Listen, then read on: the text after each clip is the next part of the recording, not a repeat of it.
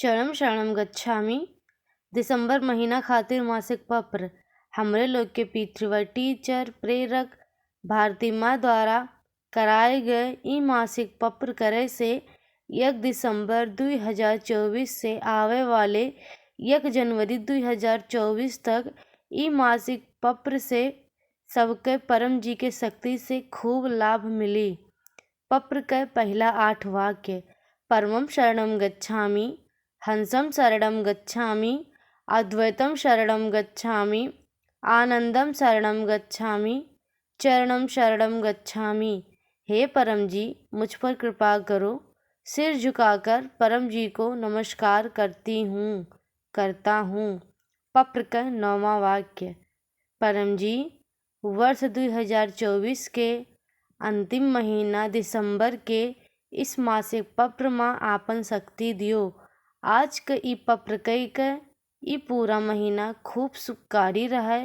ई माह में आवे वाले सभी उत्सव आपका अर्पण। पृथ्वीवाई करे से सभी उत्सव और त्योहार हमरे और हमरे परिवार के लिए खूब शुभकारी रहें।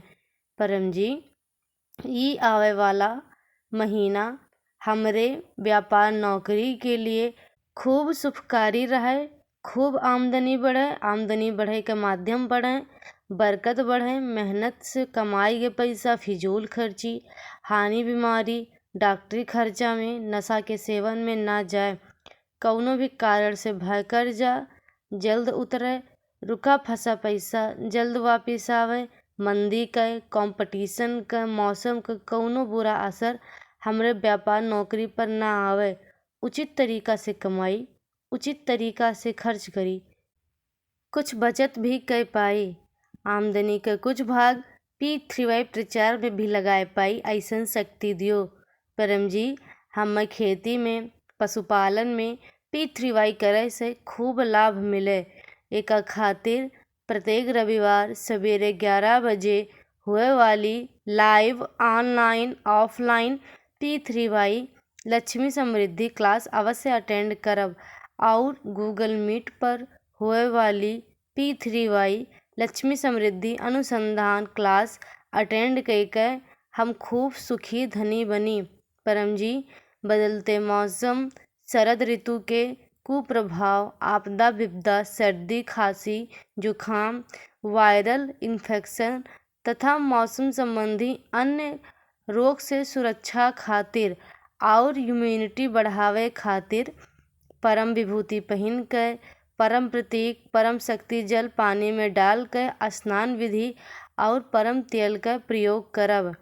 अधिकतम स्वास्थ्य लाभ खातिर 29 दिसंबर 2024 महीना का अंतिम रविवार शाम 7 बजे का हुए वाली P3Y मासिक रोग निवारण क्लास जरूर अटेंड करब और गूगल मीट पर हुए वाली P3Y रोग निवारण अनुसंधान क्लास अटेंड करके पूरा महीना अनुसंधान क्रिया करके अधिकतम स्वस्थ रह के शक्ति लियब।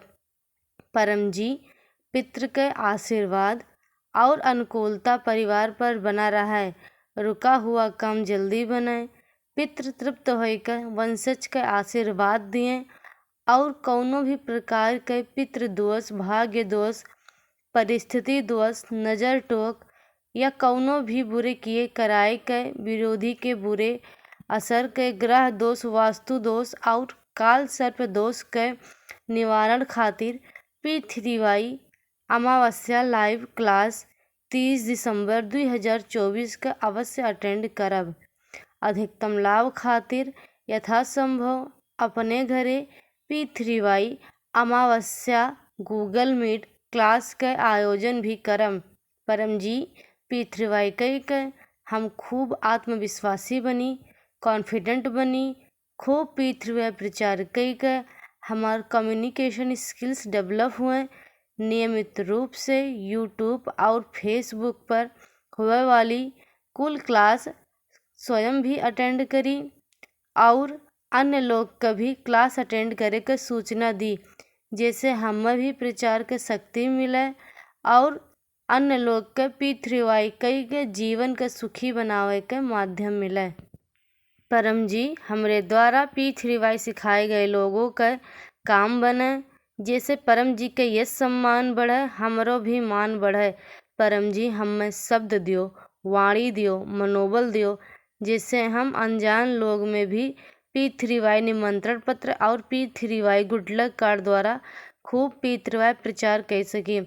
लोग का P3Y welfare foundation YouTube channel और P3Y NCR इंडिया फेसबुक पर 11 बजे और शाम 7 बजे का हुए वाली P3Y ऑनलाइन लाइव क्लास के सूचना भी दी और लोग का चैनल भी सब्सक्राइब और फॉलो करवाइब।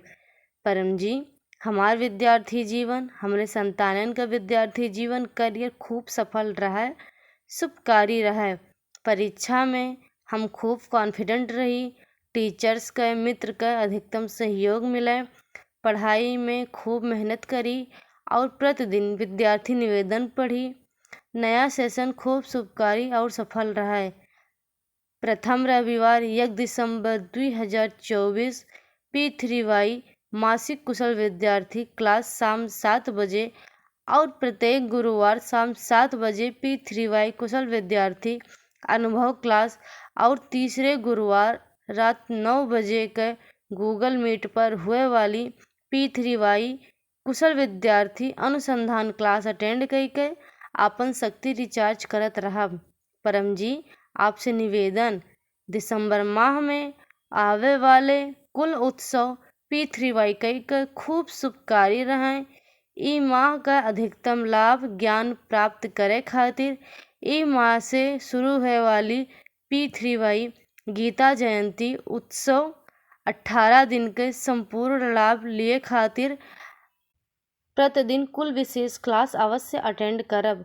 ई महीना P3Y चतुर्थी क्लास, P3Y एकादशी क्लास, P3Y पूर्णिमा क्लास, P3Y मासिक शिवरात्रि क्लास, P3Y अमावस्या क्लास तथा अन्य कुल उत्सव क्लास अवश्य अटेंड करब।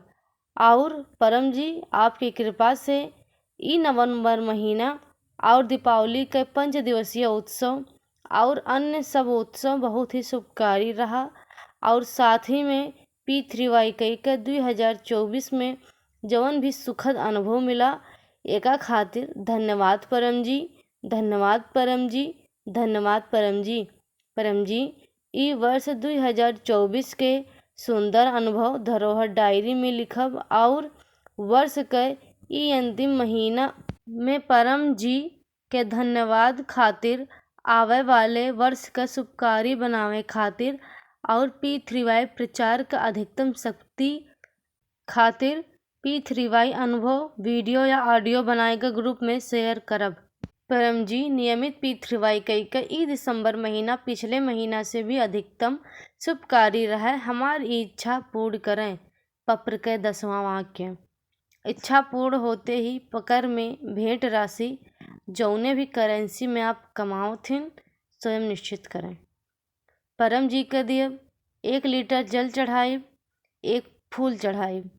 पत्र के 11वां वाक्य, इच्छा पूर्ण होते ही पकर में ई महीना 11 नए व्यक्ति के कौनो भी माध्यम से P3Y सिखाइब। परम जी से निवेदन करब, ई महीना का आपका और हमार सभी सुखद इच्छा जल्द पूर्ण हुए। चरणम शरणम गच्छामि।